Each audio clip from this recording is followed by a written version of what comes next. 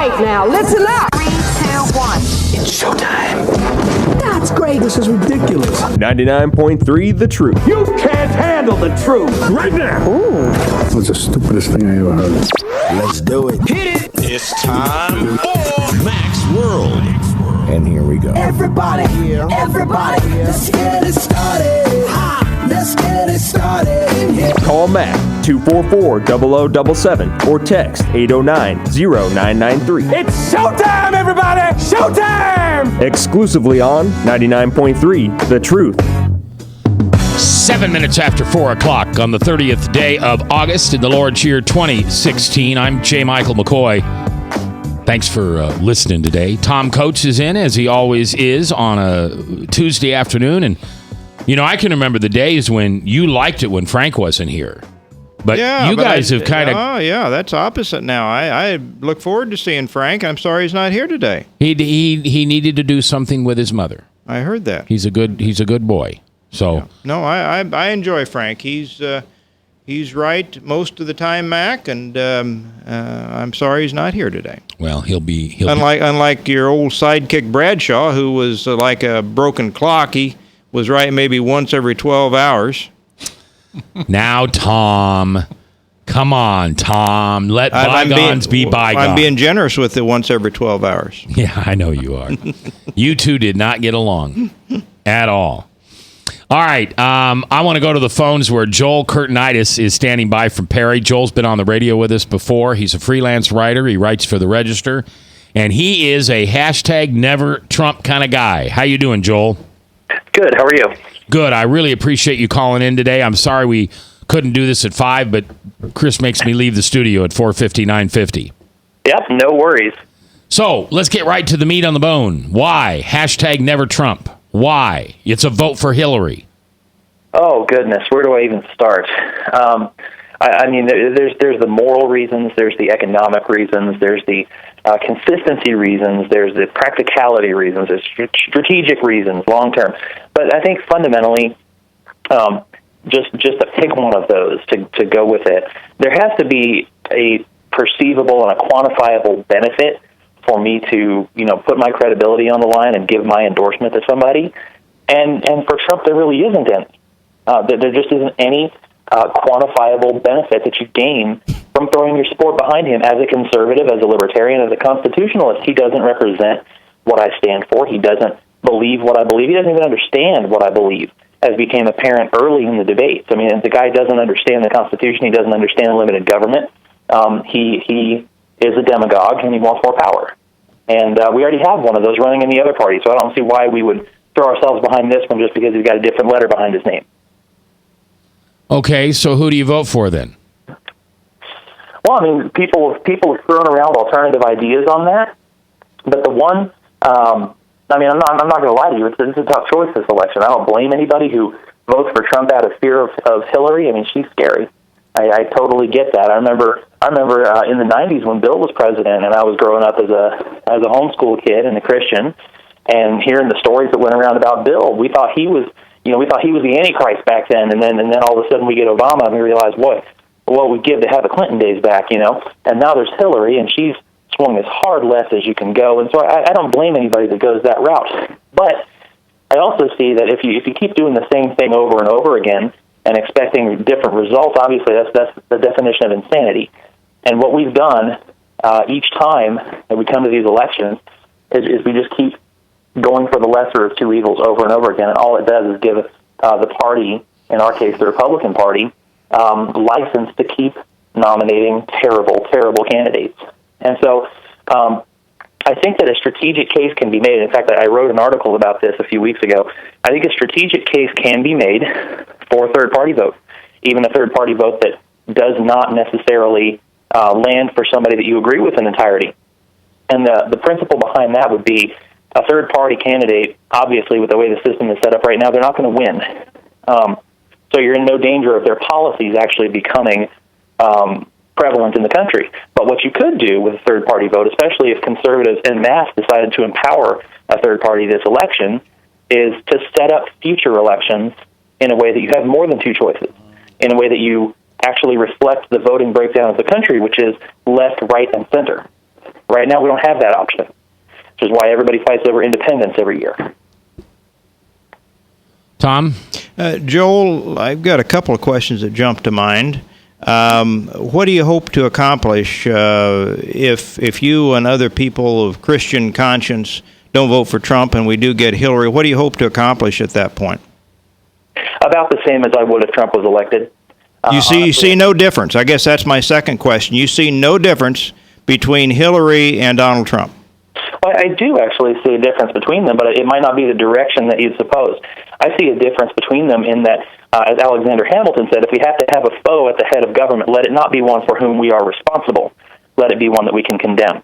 If Hillary is elected, conservatives will be validated and vindicated in all of her bad policies, just the way we have with Obama. That's resulted in a historic turn to in the state governments and the state legislatures and the state governorships to conservatism and to republicanism. That's not going to be able to be said in a Trump presidency. All right, let me ask you this. Now, you know, Joel, that we've got a split, an important split in the Supreme Court. Mm-hmm. And you have seen the list of 11 judges that Trump has proposed that he would put out. People of note have given a thumbs up to all the people on that list. And we know that the list that Hillary will come up with is just the antithesis of that.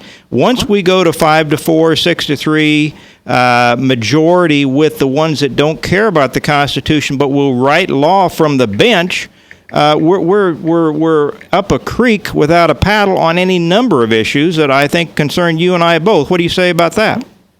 Well, I think the Supreme Court, I mean, obviously that's been used to kind of justify a vote for Trump all along, but given his record, I guess I would flip that around and say, what confidence do you have that he would actually follow through on any of that, given the fact that he's flopped on every single major issue that has appealed to conservatives throughout this entire process, up to and including immigration now within the last week and a half? He hasn't flip-flopped on that. We don't even have time to go down that road. But what I would say to you is that at least we've got a reasonable expectation of getting some good judgeships appointed out of him, where we have absolutely zero with Hillary Clinton. And it seems to me, as a gambling man, as a wagering individual, I would much rather bet on the possibility of a good Supreme Court nominee versus the absolute zero possibility under Hillary. And to me, you haven't answered my question on why won't you at least take a chance? It's like Donald Trump said to the blacks, what do you have to lose? You've got nothing to lose with Hillary. At least you've got a shot with a decent president under Donald Trump.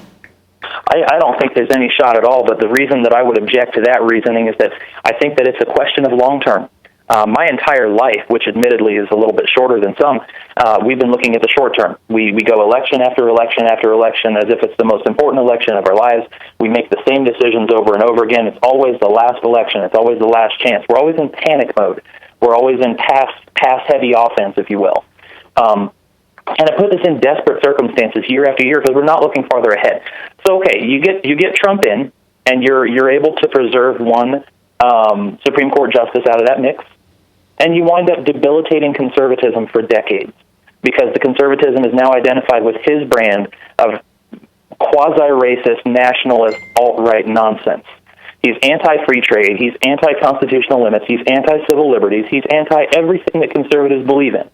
Now, do you think that a single Supreme Court justice, no matter how good that justice is, can justify the damage that will be done to conservatives for the next few decades based on his brand of misunderstanding? I disagree with much of what you said without taking a lot of time to go into detail. I think crony capitalism on both sides of the fence has been led to much of the problems and the dissatisfaction and the disaffection of the American people. And I think Trump represents an outsider. Now, Trump was not my first choice either. But I look at the obvious. There's going to be either a Donald Trump or there's going to be a Hillary Clinton, or God's going to intervene and take one or both of them out. And given that, I don't think there's any choice but to go for Donald Trump, an outsider who does challenge and does upset. You see how many Republicans are upset and not going to support him? Those are the people that have the crony capitalism, crony government jobs that have been the downfall of much of what has made this country great up until the last few decades. And I'm willing to take a chance on an outsider, given the opportunity to take him versus Crooked Hillary doesn't even start to cover where Hillary Clinton is with the Clinton Foundation and the Bill Clinton and all of that stuff.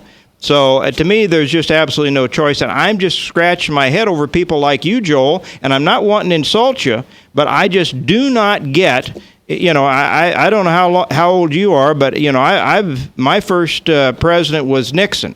He wasn't a perfect guy, but he was sure a heck of a lot better than McGovern, and I go for that again. Right, and that's maybe a perfect example. What is the legacy of Nixon? What is Nixon's impact upon republicanism? What is his impact upon conservatism? He set us back decades. He has become a pariah. He has become someone that the Republican Party is ashamed of and tries to sweep under the rug. So is that the result that we want? What happened with Nixon was he was dirtied up by a press, just like Donald Trump is being. The assault on Donald Trump is unprecedented. The New York Times didn't even try to deny it. They tried to rationalize and defend it. Say, we in the media have weighed Donald Trump and found him lacking, and so it's our responsibility as a media to go in and take him down. And again, I think they feel the same kind of threat that the Republicans and the Democrats that have been feeding at our trough for too long feel when they look at Donald Trump. They don't feel that with Hillary. All right, I'm gonna step in here for just a second. We need to take a hard break. Joel, if you'll hang on, Joel Curtinitis is on the phone with us. He is a hashtag Never Trump. Obviously, Tom Coates is here, and he's going to vote for Donald Trump. Frank the Verse is on the phone holding. We're going to have him in a minute. And later on this hour, Dan Charleston, who's running for sheriff of Polk County, is here to ask for your vote and tell you why he's the best candidate that you should be supporting in this sheriff election. I'm J. Michael McCoy. If I haven't told you lately, thanks for listening. I love this job. Couldn't do it without you. Right here on The Truth. 99.3. Yep. The Truth.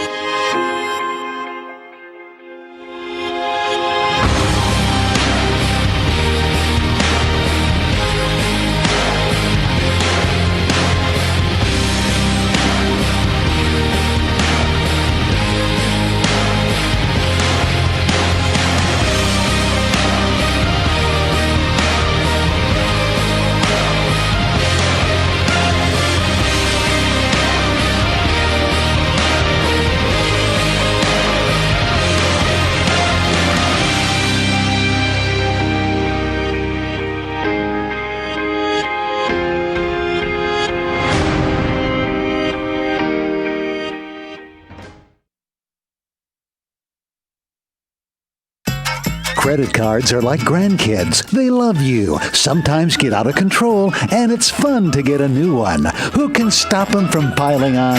Hi, I'm Tom Coates with Consumer Credit of Des Moines. At the end of the day, you can return the grandkids, but you're stuck paying off bad credit card debt. We'll help you put the fun back into using credit cards responsibly. Right, kids? Yeah! If you need help getting credit cards off your back, call Consumer Credit of Des Moines. Hi, my name is David Burrier, your Hope Coach. I host a live weekly talk show called I've Been There every Thursday afternoon at 5:30, right here on webcast1live.com, and on my weekly radio program Saturday mornings at 10 on Truth Network 99.3 FM. I interview common everyday people who have survived incredible life challenges and who testify to God's faithfulness in the midst of their storms. So join me as we bring a message of hope and encouragement. Everybody needs hope. I know, because I've been there.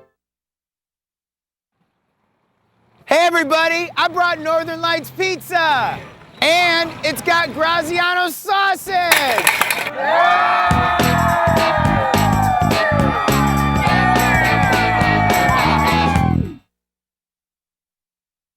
Rockton Prevention is celebrating 25 years of creating a caring community. We want to say thank you to the tens of thousands of Rock High School mentors that have carried our message of health, love, and encouragement to over 1.5 million children, teachers, and parents. Our mentors teach children methods and skills to prevent bullying and drug use. Thank you to all the school administrators, teachers, and counselors for their opportunity to serve you. Rock on, fair citizens. Rock on. This is Pat McManus for Rock and Prevention, the Richard O. Jacobson Foundation, and this station. From the RE/MAX Real Estate Concept Studios, this is Webcast One Live. From the RE/MAX Real Estate Concept Studios, this is Webcast One Live. All right, 21 minutes after 4 o'clock, 4:21 in the afternoon. I'm J. Michael McCoy. This is Max World Live. Later on in the hour, Dan Charleston. He's running to be your sheriff, and he's here to ask for your vote. Humble man. You get a chance to talk to him. You can call in 515-244-0077, or you can text him a question at the Service Legends Truth text line at 809-0993. All right, so here's what we're going to have. Jebediah is producing. Tom Coates and I are in studio along with Bob Montserrat. We're going to have Joel Curtinitis, who is a writer for the Register, freelance writer, right? Or do I call you a writer for the Register? I identify as a writer for the Register, so in this day and age, who are you to say otherwise? All right. Yeah, right. Who am I? And I also want you to add Frank into the conversation, because even though Frank is not here in studio today, he is on the phone. He was being a good boy and took care of his mom to the doctor today. And so, Tom, you're about to get a lot of help on your side, because Frank is an absolute Trump supporter. In fact, I think Trump is his number 2 guy. So, Frank, can you hear me? Yes. All right, Joel, actually, Frank. He was my number 3 guy. He was your number 3? Yeah, I was Scott Walker and Ben Carson, first and foremost. All right, go ahead. I want to address a point that Chris made, and then I got 2 questions for Joel if he's brave enough to answer them truthfully. My point that Roloff made in the last hour was that he's trying to turn this idea that we're putting forth that a no vote, a down ballot vote, a sit home vote is going to end up being a vote for Hillary. And the reason why it doesn't work the opposite, that a vote not for Hillary is a vote for Trump, is because whomever the GOP nominee would be, it would take all hands on deck to beat her, no matter who it was. If it was Cruz, if it was Bush, if whoever it was, pick your GOP. It takes every hand on deck to beat the liberals with their compliant media that you got working for them. So that's why it doesn't work opposite. But if Joel's brave enough to answer these 2 questions, I'd like to ask 2 basic, simple questions. Number 1, who'd you caucus for? And number 2, what's your real complaint against Trump? I know you laid out your litany of things that you thought was just horrendous, but there's something at the bottom of that rubs you the wrong way. It's one thing. Are you brave enough to say what that one thing is? Because I would suspect it may be personhood.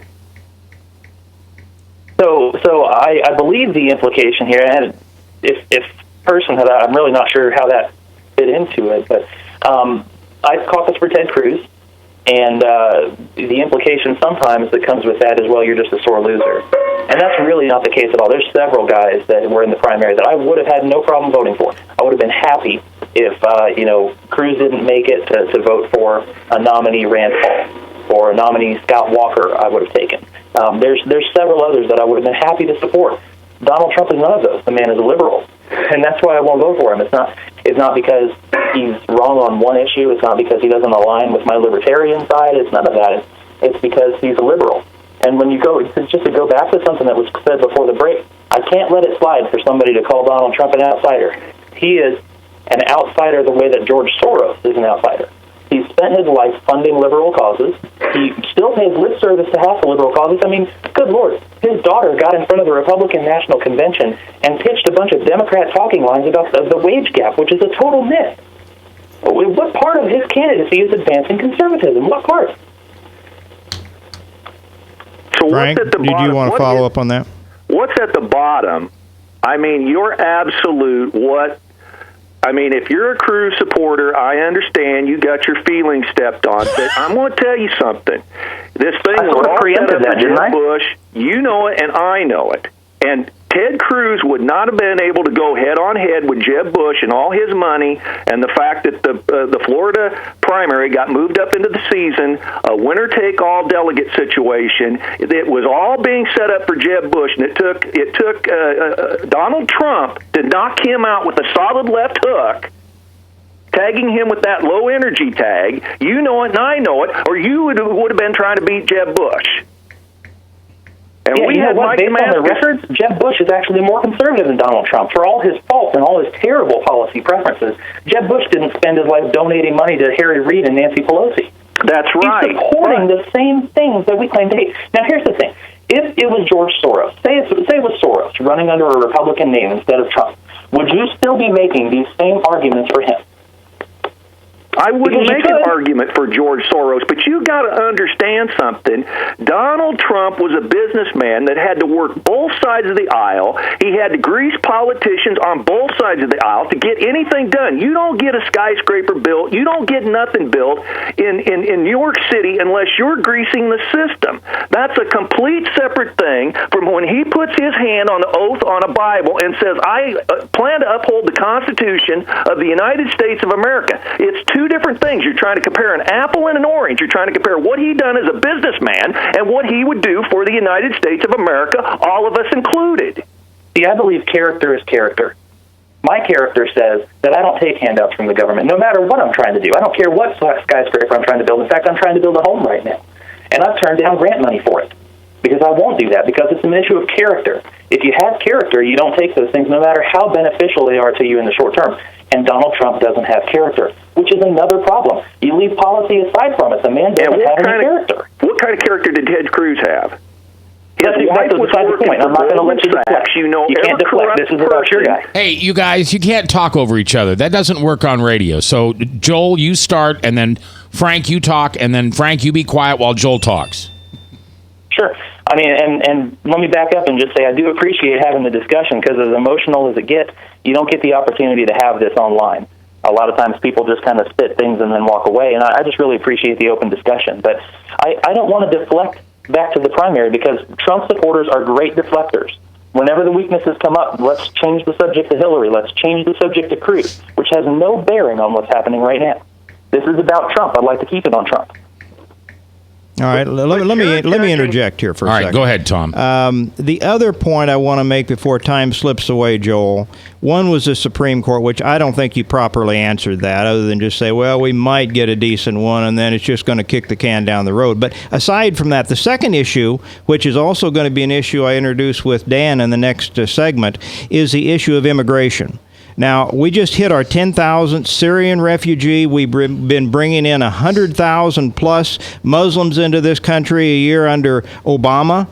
Hillary wants to ramp that up. Her projection is for 1 million people worshiping under Sharia law to come in her first 4 years. Trump, I do not believe that he is of that mind, and I think this is the very issue. In fact, I think the same electorate is going to rise up. You're going to see people vote this time, Joel, that have never in their lives cared much about an election to vote or anything else. They're going to rise up like the people of Great Britain did under the Brexit vote, and they're going to say enough is enough.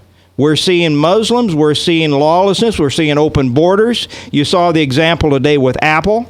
You saw the EU come in and levy a $14 billion tax on Apple that Ireland and they had never agreed to. That's the kind of overreach that people are going to be said, I've had enough cronyism, enough crap. I'm going to vote for somebody that's not part of this system, and that's where you're going to get your Trump voters.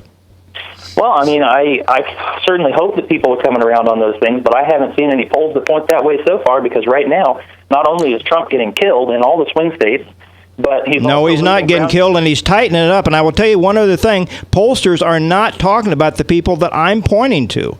They are looking at people that have participated in the past. These are people that have not participated in the past.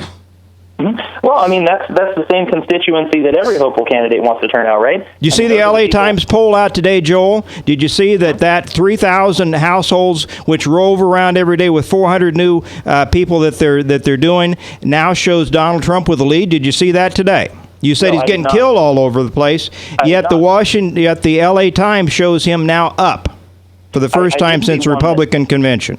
I did see one that said over half of Republicans wish they had a different nominee, though. Well, we know that about both parties. I know that, but now you're deflecting. That is not part of this argument.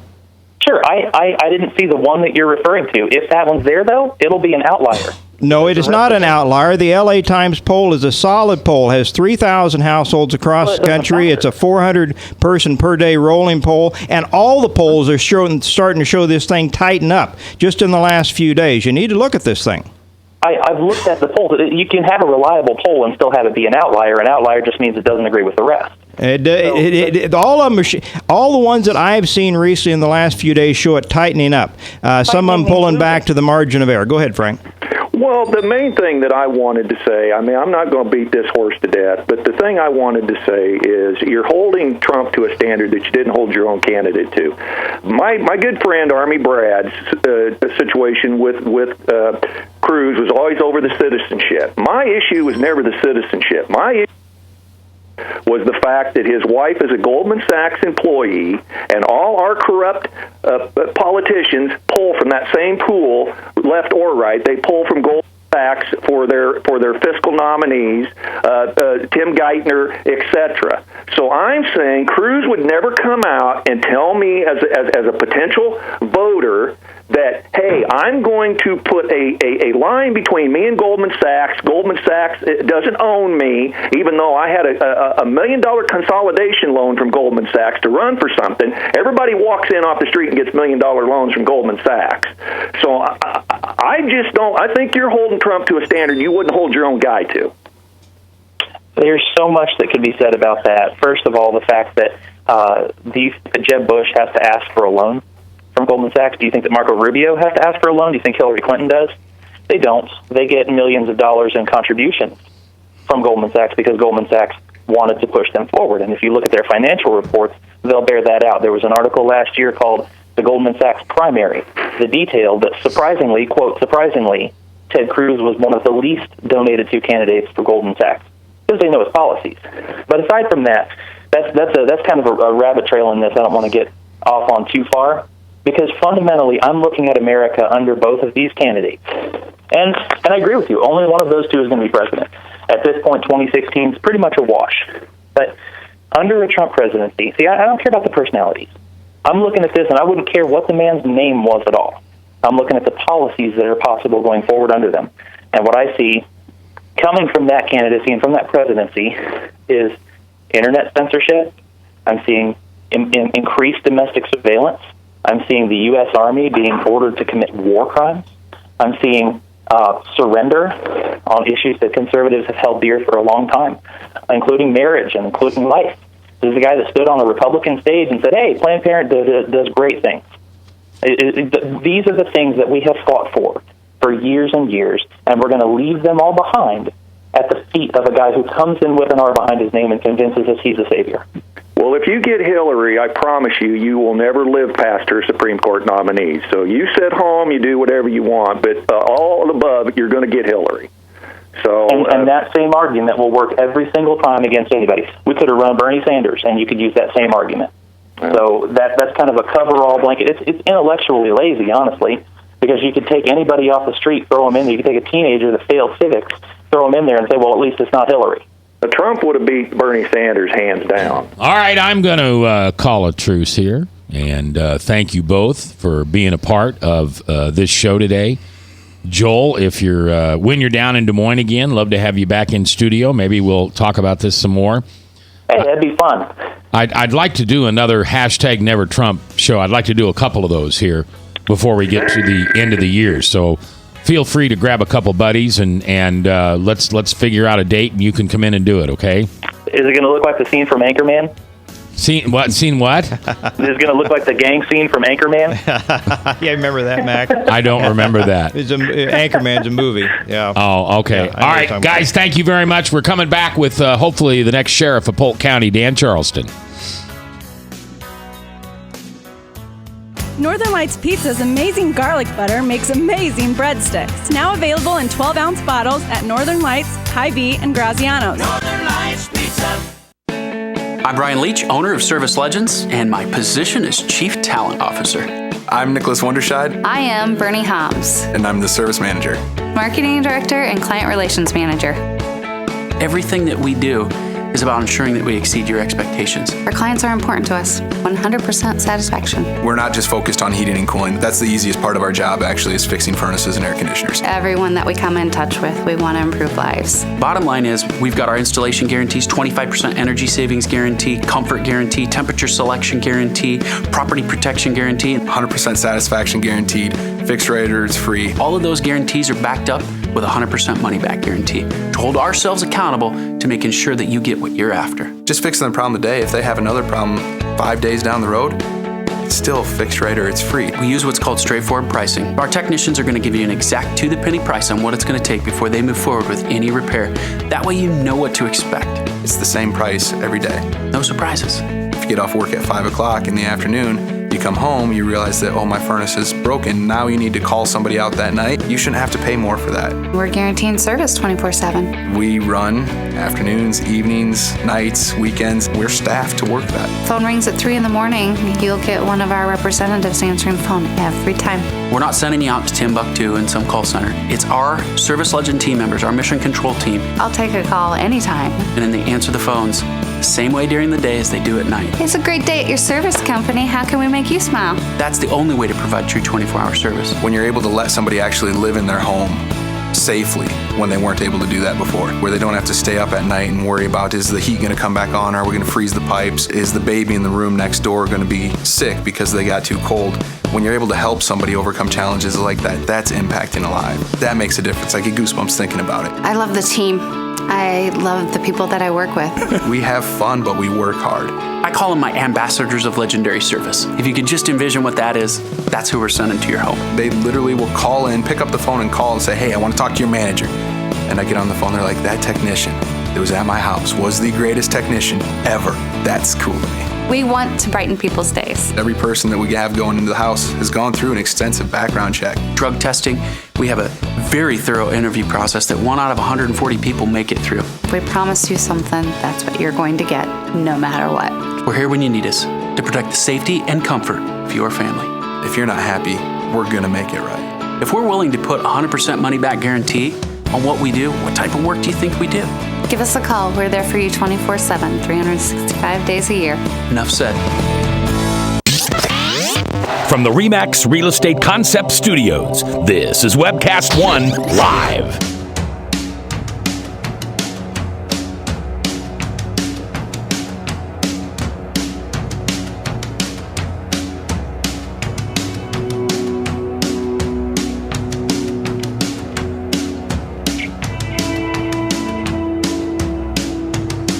All right, 4:38, 22 minutes before the top of the hour. Top of the hour, Salem Radio Network News. And then Hank, the Bible Answer Man, at 1-888-ASK-HANK. You should call him today. Ask him a question. You know what my hot new question is? Have you heard it? How come the accuser just doesn't repent? He knows how this ends. He gets thrown into a lake of fire. It's not a good ending for him. Don't you think after, 6,000 years or whatever it's been, that the guy would have enough sense? I mean, he's a smart guy. Smarter than you and me. He knows the Bible. He knows God. He was one of the top angels. He just wanted to take over God's job. And God said, there's only one God and you're not it. So why doesn't he just repent? Why doesn't he and the third of the angels that vacated just go to God and say, I'm sorry. This thing did not work out very well for us. We'd like to come back. You're the God of grace, the God of love, the God of the universe. Or, Tom, you're just shaking your head. What they took was man has a right to decide those things. Angels weren't. I think they rebelled and they took a right they didn't have, and forgiveness is not in the cards for them. So what else you going to do? Seize the day, Mac. I mean, might as well have fun now because tomorrow you burn. 5-letter word called pride. Pride? Yeah, absolutely. That's it. But he wouldn't have his pride, though. He literally would come with his tail in his hand. There would be no greater act of humility than Satan himself going back to the God who created him, the God who worshiped him as a creation. And then he said, you know what? I'm going to the other side of the street. I think things look greener over there.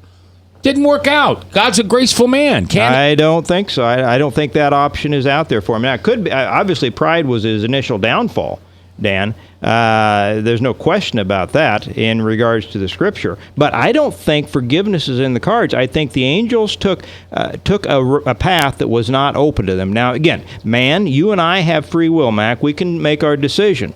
The angels were created beings different than man, and I don't think that option was open to them. I don't think forgiveness is in the cards. I don't think the option had to be open to them because they took it. No, they took an option that was not open to them, and forgiveness is not. I do not believe in the cards. I don't think they could be forgiven. Right. I think once you do that, in their case, again, you and I can choose. They couldn't choose, and they took an option that was not available to them.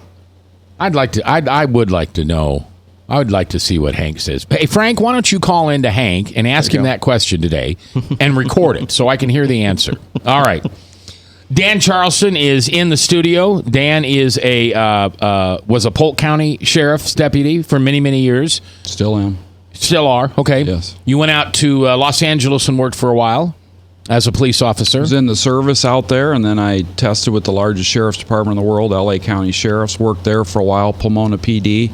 And then after the Rodney King riots, moved back home and to raise a family and start over in law enforcement. Yeah. And now you're running for sheriff. Yes. And I'm sorry. I'm going to vote for you, so I don't even know who your opponent is. So who's your opponent? The current sheriff and my boss currently is Sheriff Bill McCarthy. He's the ex-chief of Des Moines PD also. So you're running against your boss? Yes. Okay. That can't make for good office conversation. It's not a fun atmosphere at work, I can tell you that. All right. And this is the second time you've ran against him? Yes. Okay. What are you doing differently than you did before?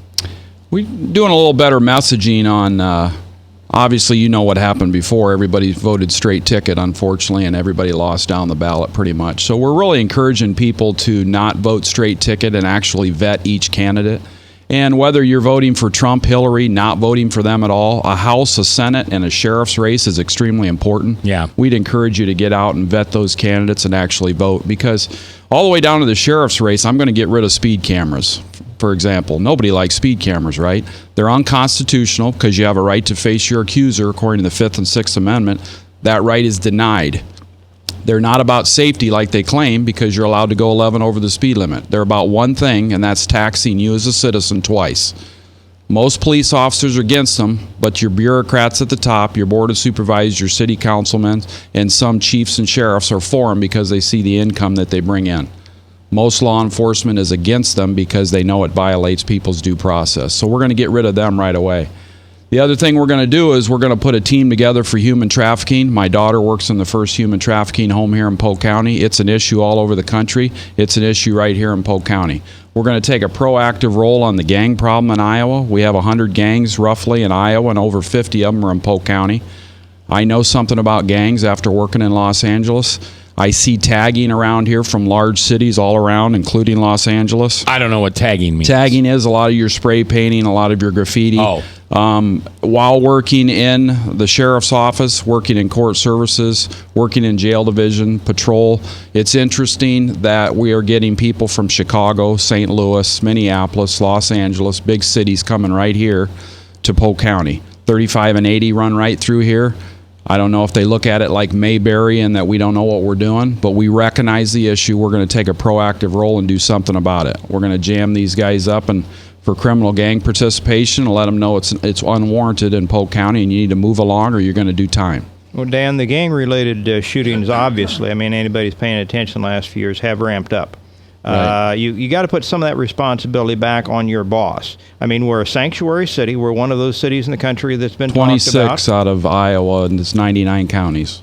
And there's got to be a reason why perhaps are some of these gangs looking to branch out? Are they looking for branch operations? Are they being driven out of some of the bigger urban areas? What's causing this migration? It's part of a national agenda from D.C. all the way down that if you do not enforce the immigration laws and you do a lot of plea bargaining with criminal crime classes, in other words, you build it and they will come. Mm-hmm. If you're going to be lax on it, they're going to come, and the word spreads fast. You take ICE out of the jail. You don't verify who these people are coming in. You don't fingerprint them. You're not part of the 287G program with the federal government where you send documents to them. They verify back before you release them out of the back door. That's a big problem because you have no idea who you just released out the back door. It could be a gang member. It could be somebody that killed a family in Nogales, Arizona coming through. The bottom line is 60% of the people that are crossing our southern border are other than Mexican. And everybody should understand that it's a wide open border.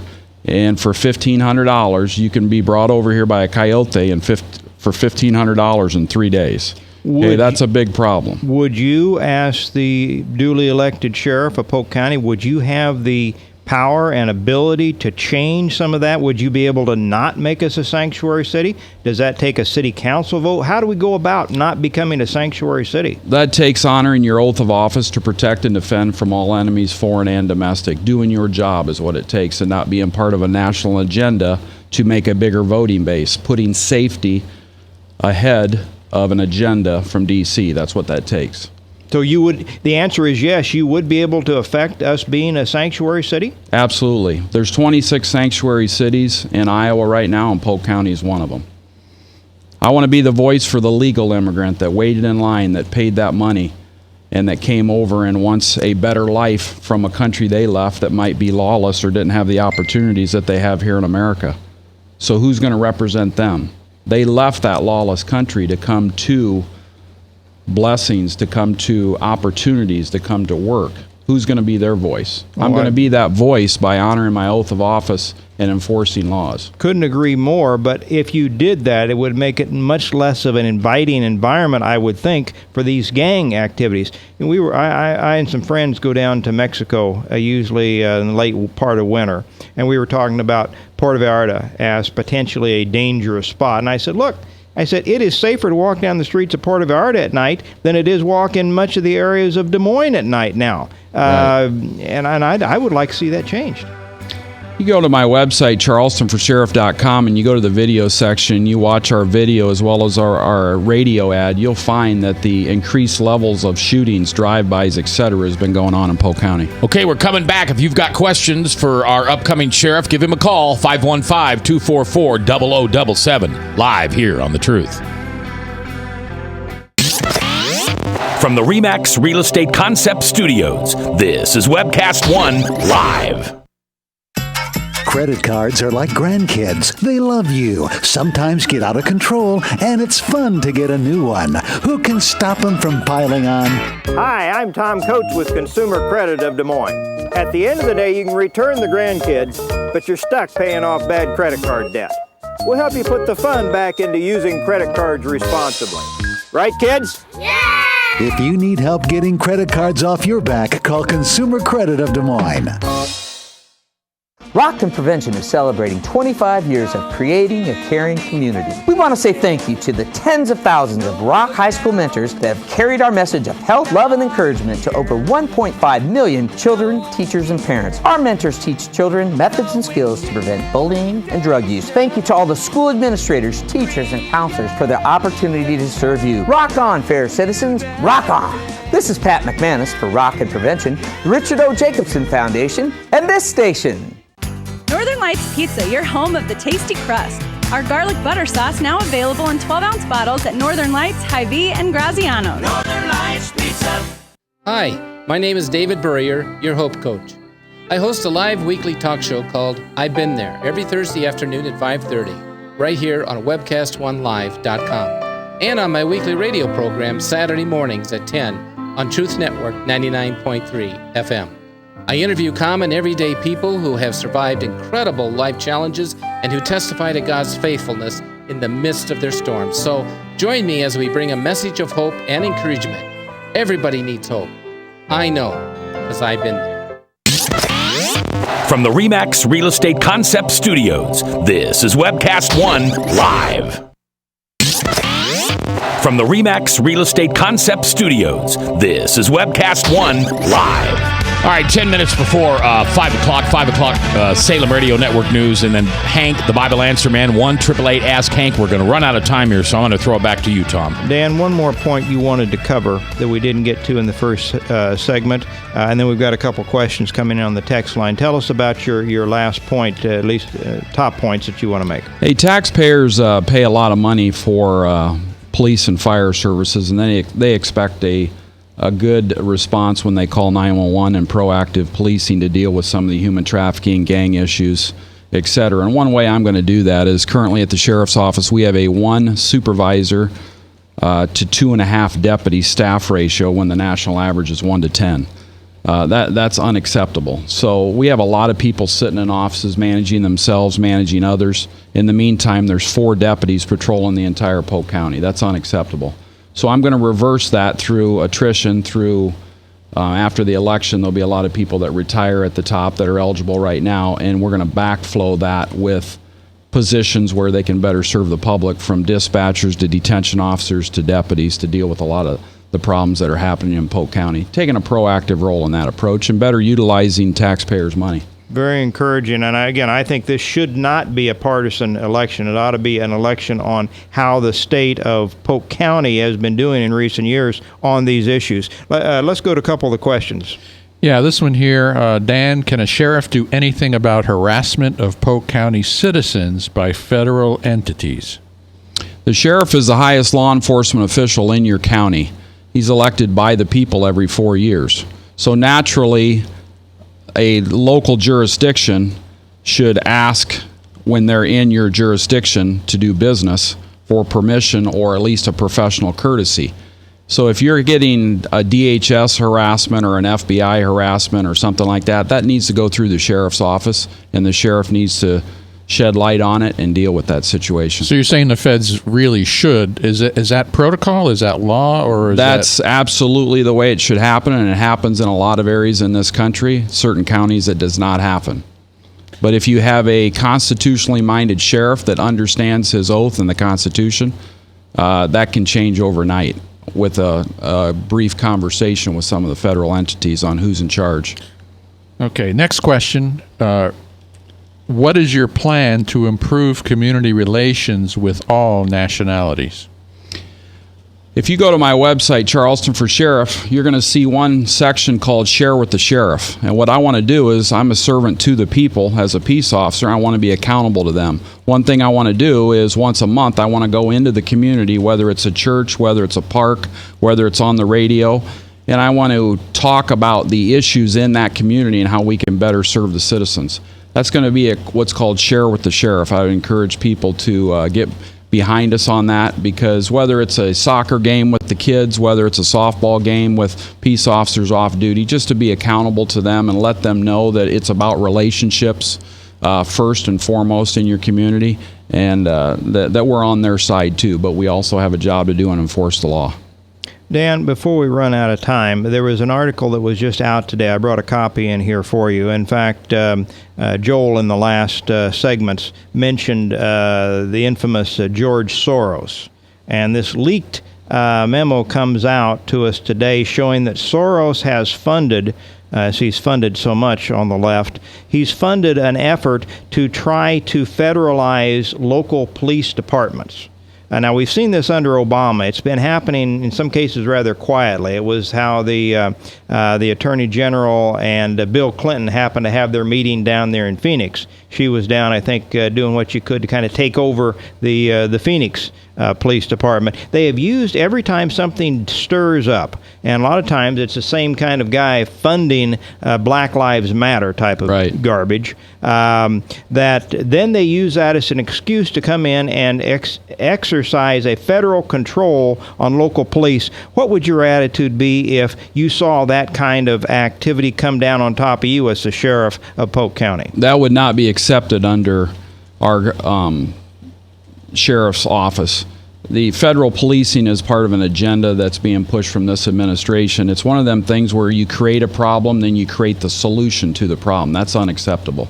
Your sheriff's the highest law enforcement person in your community, accountable to the people. If the people are satisfied with them and what they're doing and how they're enforcing laws, they can reelect that person. If they're not, they can unelect them and elect somebody else that's constitutionally minded that's going to honor their oath of office. Federal policing, you would have no control of.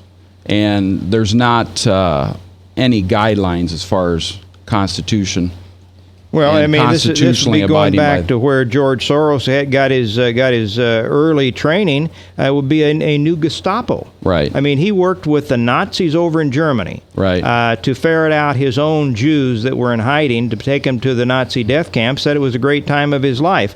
He is wanting to first fund the Black Lives Matter, which generates the problems and the disruptions in these urban areas, and then he's trying to fund the efforts to come back and federalize their police departments. Whether it's in D.C. or your locally elected sheriffs, if they try to disarm or make rules and regulations to dishonor the Second Amendment of our Constitution, first to disarm the people, and then they go after your law enforcement, you're running down a very slippery slope, and it'll soon be done after that. So I'd encourage people to really study this election and study the sheriff's race and get involved in their city councils when their city councils and city managers are electing police chief. The current police chief, Dana Wingard in Des Moines, is doing a phenomenal job. He gets it. We need to work side by side with him in the sheriff's office. So I'd love to be able to do that here for the largest metro city. And you need to understand, out of 99 counties in Iowa, people watch Polk County. It's the capital county. If it gets by with it in Polk County, they know they can get by with it in these other little counties. That's why I'm speaking out against supervisors, staff ratios, human trafficking, gang issues. I'm speaking out against speed cameras because there's a lot of other counties watching Polk County right now. We need to step up to the plate and do what's right and honor our oath of office to the citizens that elect us every 4 years. Well, I wish you nothing but the best, Dan. I was... unfortunately, I don't live in Polk County. I won't be able to personally vote for you. I wish I could.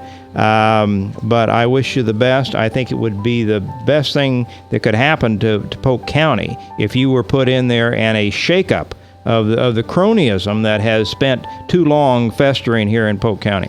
I'm living it at work, and if they're willing to do what they're doing to me at work, what are they willing to do to you as a citizen? You just need to understand that. It's a very serious thing. But November 8th, we can do something about it. We can turn it around for the good. I'm asking for your vote, and I'm asking for people to go to my website, charlestonforsheriff.com, and donate to us, and we'll get our message out via TV and radio and signs, etc. All right, Dan. Thanks for coming in. Thank you. Appreciate the opportunity. Love you, brother. You're going to do okay. Thank you. You're going to be all right. Tom, thanks for coming in today. Always a pleasure. Appreciate it. Bob, thanks for running the Service Legends Truth text line, as always. Jebediah, thanks for taking care of producing and the in-studio voice line at 244-0077. I'll tell you what I always tell you. Thanks for listening. No, really. Thanks for listening. I love this job. Best 2 hours of my day. And I couldn't do it without you. All right, when you go home tonight, you've got that person you're holding a resentment against. You've been doing it for days, weeks, months, years. Years. Serious. Forgive them. Because it's how you forgive them, God will forgive you. I'll see you in church.